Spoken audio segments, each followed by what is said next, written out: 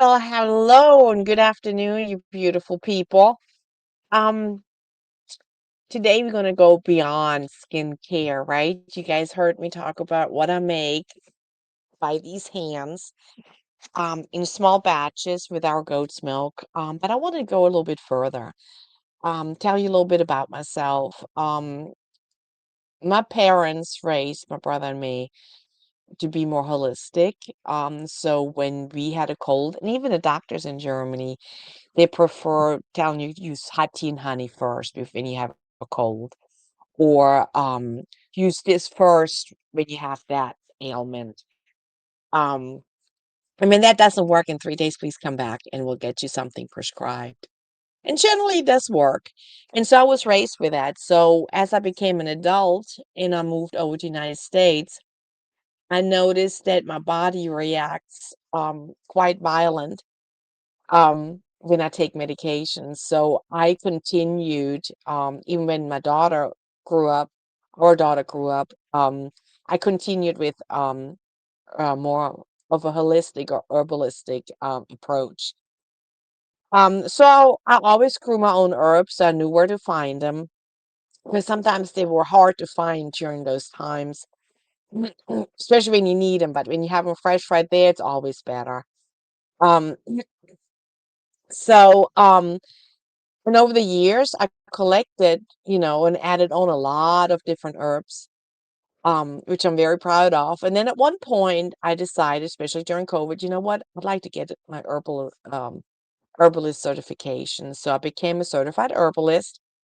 And I also wanted to learn about, I also got a certification on wild herbs and mushrooms. That kind of attracted me because, I hear all the time when we do our workshop, and especially around this time, growing season, I have a green thumb. And then I usually ask, okay, can you grow weeds? And they're like, yeah. I said, then you can feed yourself. And that eases a lot of the stress and pressure of a lot of people. Oh, if I can grow that, then I can grow vegetables. And so that makes it a lot easier. But it's important that we know, okay, so this is an herb, this is wild, this is a weed. Can I eat that? Or is there a medicinal value with it? Or medicinal benefit with it? And so I wanted to learn that a little bit more. And here in Louisiana, our herbs are in the south. They look a little bit slightly different than the ones up north. And so it's a nice challenge for me. I like to have sometimes those challenges to research a little bit deeper because most herbalists are more up north that I follow. So, needless to say, um, that's my little background on herbalism. So, I make my own tinctures and infused oils, and I also use them. I'm just not just selling them, I also use them. And as you can hear, I have a little cold. It's going around right now with up and down temperatures. Um, we are literally, everybody coughs. So for me, when I start with a sore throat, before I even started with the sinus trip, I do the neti pot in the morning. I clean out my sinuses. I goggle. Yes, I do goggle. And that in my nose, I actually take it underneath the tongue. There's the oil of oregano that I make. And we're going to talk about oregano here in just a second. I take about 5 drops underneath the tongue. It's recommended between 2 and 5 drops, and I take it 3 times a day. Usually, I do it right before a meal, and if I drink hot tea, I swallow it with hot tea. But that soothes my throat, my sinuses, and my bronchial area. You can even put that in hot water, 20 drops in the hot water, put your head over it. It eases your bronchial area that way too. If you like to, I have not done that. I usually use the clearing to do that, and I'll talk about that here in a minute. But so this is what I do. Now, I love oregano. And when I started researching oregano, the medicinal value, I found out it's part of the peppermint family, believe it or not. which made a huge difference on a lot of people don't know that. They say, "Oh my God, all of oregano. When do you harvest your oregano?" And they're like, just like flabbergasted. Um, you got to be careful when it's harvested. Because it is part of the peppermint family, you're supposed to harvest it before the sunlight hits it. It has the most medicinal value when you harvest it first thing in the morning. Plus, it tastes much better. I gotta tell you, peppermint and uh, oregano, um, what is it called? Catnip. It just tastes a little bit more sweeter than if you harvest them at the end of the day. Try it out. Anyway, so you want to harvest them at the right time.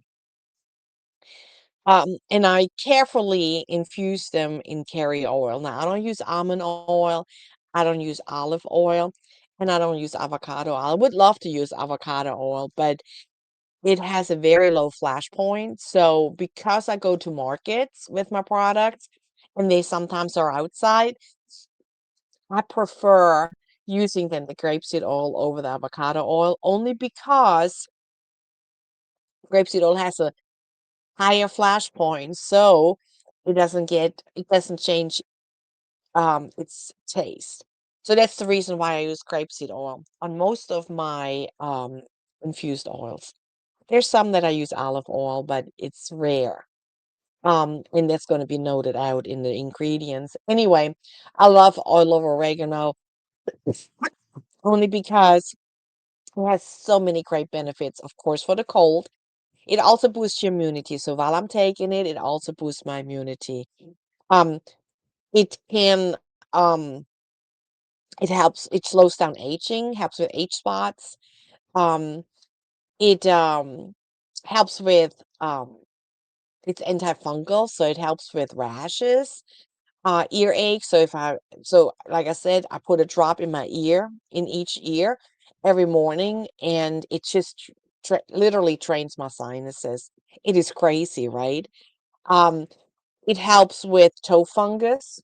I don't have that issue, but I have a lot of customers that have used it, and they just like it's amazing how easily it clears the fungus because it's antifungal. Um, it also boosts your metabolism. So it possibly can help you lose weight because you get energy, right? So, it's just overall, I used to make the elderberry tincture. After I really started studying the benefits of the olive oregano, I decided not to continue making it. The elderberry only because the oregano for me works so much better. But if you're an elderberry person, go for it, continue going with it. That's perfectly fine. Personally, I use the olive oregano instead. Um, so with that said, that's pretty much what I do. I use honey during that cough with hot tea. Sometimes I put lemon with it. Perfectly fine because you want to boost your vitamin C. And then I also do something when I want to disinfect my hand. I don't like alcohol on my skin because it dries me out quite a bit. Um, I actually take the Milkman lotion, which is an unscented goat's milk lotion, and I put 2 drops of the clearing on it. And both of those items you can find on the website at www.cajuncorral.com, or you can come by the farm if you live in the Gulf Coast region, right? We have a storefront there too. It smells really nice herbal.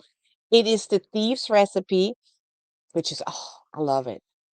Um, so I run this in a diffuser every night, close to my bed, helps eliminate the cough, allows me to breathe nicely, but it also kills the bacteria in the room. So if I cough or I breathe out, I don't have to worry about breathing in my own bacterias. And when I disinfect my hand, I take a scoop out of the goat's milk lotion, put 2 drops of the clearing on it, and I rub it on my hand. It smells good. Still smells real good because I just put it on. and it doesn't dry me out. I also put it in a spray bottle, about 9 drops in about 4 ounces of distilled water in a spray bottle, and spray after I wipe out, clean the counters. I wipe that down and disinfect the area, even the bathroom area, anything that I touch, like door frames or doorknobs or so, helps a lot. You may say, well, if you take all of oregano, why did you get sick? Well, here's the thing why I got sick. Grumpy old goat came home from off the road and he started coughing and, you know, having that raspy voice. And I even asked him, so you got a sore throat? And he goes, oh no, I got something stuck in my throat. Okay. Didn't think anything of it. If not, I would have ran the clearing right away. Um, Next day, same thing. I said, you sure you don't have a sore throat? And he goes, no, I have something stuck. It won't, I just have something stuck in my throat. All right. Well, the next day I came down with a sore throat. I said, you got a sore throat. Well, he's now on the road again. And sure enough, he has this cold. It serves him right. Of course, I deal with it. But here's the thing. I was raised with the thought that it's okay to have a cold once a year, only because so it builds boosts your immune system. And so if I have a cold for maybe 5 days, I'm okay with that. As long as it doesn't get worse and as long as it doesn't go into the bronchial. As long as it's right here, I'm okay with it. So this is pretty much what I do on top of the honey, on top of the lemon and the hot tea. And that's all I do. Um, Sleep really good at night. Take it easy a little bit, you know, and I eat healthy. Um, and may add on more vegetables than normal, and I'll be fine. So this is what I do. However, I'm not a doctor. I don't treat, I don't diagnose. You should know if you need to go to the doctor. If you feel more comfortable seeing your physician and saying, look, I need a Z-Pack, I need cough medicine, I need an antibiotic, go for it. I don't hold that against you. This is just what I do. And I know a lot of my customers, they prefer me sharing this information because they want to know, they like to do what I do, because they want to live the same way. Now, in regards to the clearing, I can tell you, this has 5 essential oils in it. Um, I have a lot of teachers that use this. A lot of moms use it at home, because it helps so much. When you run this, you just feel like you can breathe better. Just saying. So this is like a little bit beyond. Periodically, I will bring maybe even the plant in and talk about the plant and what you can do with it and where you can find it. Um, just to go a little bit deeper into what we do here on the farm. On a side note, while we're talking about herbalism, that I teach that every month. I take 2 herbs and I talk about that. You know, last workshop we talked about comfrey. We have the domesticated comfrey and the wild comfrey, and we showed both plants. So that you and told them what the medicinal use is. One of my favorite plants, by the way. Um, but every month on the second Saturday, we have a workshop right here on the farm. Starts at 11. It's $10 per family, y'all. You get at least 3 hours worth of knowledge that we share what we learned over the years, Grumpy and I, on how to um, grow our own food, how to raise the bees, how to raise the quails. Next month, we're going to continue growing our food, which is the vegetables and the fruits. Um, but we're also going to talk about, we're going to start talking about poultry, and we're going to start talking about goating. So it's going to be fun. So please join us. I did promise that I would record it, and we did, but it just did not work out right. So I have to come up with a plan B and figure out what I can use to record better. so you can actually really feel that you're part of this. Um, and then that will be available for download at a price for you to join and learn in case you cannot make it. Um, in regards to the picnic with the goats we had, oh, by the way, the homesteading, that's what I want to talk about. Completely forgot about it. The homesteading was really exciting because we have four families that now have welcomed their beehive to the house or, around the house, and they're going to start beekeeping, which is really encouraging for me and for Grumpy because bees are so important, especially when you grow your own food and for the environment, right? Period. So if we have a nice ecosystem, which includes the bees and pollinators, we then can grow more food and healthier food for our family. So that was very important and it's very encouraging. And I hope that we get at least four people when we start talking about bats, which is also pollinators, and are willing to put a bat box on around their house or on their property, which if you get enough, we can maybe put an impact on lowering the mosquito population, which would be kind of great, right? Then Sunday we also had our picnic with the goats, which was a lot of fun. It's so encouraging to watch families bond together, enjoy a wholesome family time where they truly can connect with nature, with the animals, and with each other. So it's always very thrilling to me to see that and very encouraging. So hopefully you guys can make it, which the next one will be in September. We got a lot going on, so we used to do it quarterly, but we're gonna do it. I think we're gonna do it at least twice a year. So the next one would be probably September or October. I have not decided to get the date yet. So can't wait. If you have any comments, put them below. Um, please share the video because the more people hear about it, the better it gets. And of course, here's the thing. Um, you can always go on our website at www.cajuncorral.com. We have blogs there. We have our event calendar. We have our rewards on there, but we also have our products there. Um, we always the goats and I get always very excited when we start having an order come through and we get to put a little lanyard, as we say in Louisiana, or a little happy in there because we are so happy, happy, happy get you supporting our business because we greatly appreciate that and we recognize that. Or you can also meet me in person on the storefront right here on the mini farm in Pearl River.